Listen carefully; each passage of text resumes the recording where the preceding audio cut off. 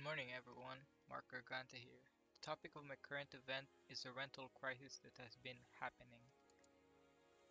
To sum it all up, the median rent is now more than $2,000 per month. The increase in price puts 8.5 million people behind their payment on their rent, and out of this 8.5 million, 3.8 million people are likely to be evicted in the next 2 months. So, why did this happen? Well, when you combine inflation and the end of eviction moratorium and the rental assistance payments, renters will struggle to catch up financially.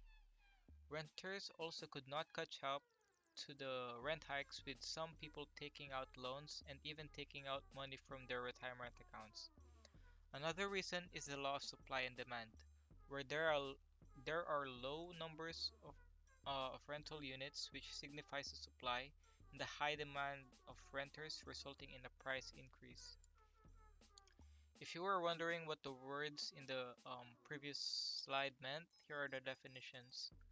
First, inflation refers to the rate in which there is a rise in prices for goods or services. Second, the eviction moratorium indicates that a landowner cannot remove their tenants for a specific period of time. Rental assistance payments is a program that helps renters make ends meet. The relevance to the class.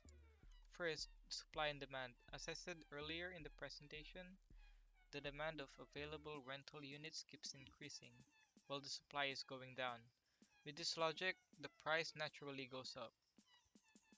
Inflation. In this case, prices of everything went up, like gas, property taxes, etc., making the landlords raise their prices as well. Opportunity cost. In this case, a renter can become a homeowner. However, they could sacrifice a lot more money. Household income. In this case, most of these renters that are struggling have lower median household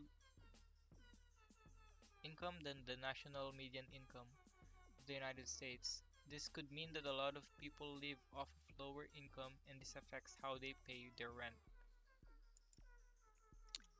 This shows how the current the topic is. As you can see, the article is published on September 3rd, 2022. Here are my questions. Do you think there are other factors that could be contributing to this problem? My answer to that, personally, I feel like there are only a few things that a renter could do in this situation, especially when the landlord would not want to risk their livelihood with how they haven't been earning much because of the eviction moratorium. Uh, I have seen comments on forums blaming the renters for not paying their rent when the moratorium was active, like Gus, who said it's a self-made crisis and that many people worked and had money but refused to pay the bills. Lisa said renters took advantage of the moratorium and that they brought it upon themselves. Many others who see this problem as karma for renters. Do you agree with them? I personally don't. But here are the references, and with that, I end my presentation. Thank you.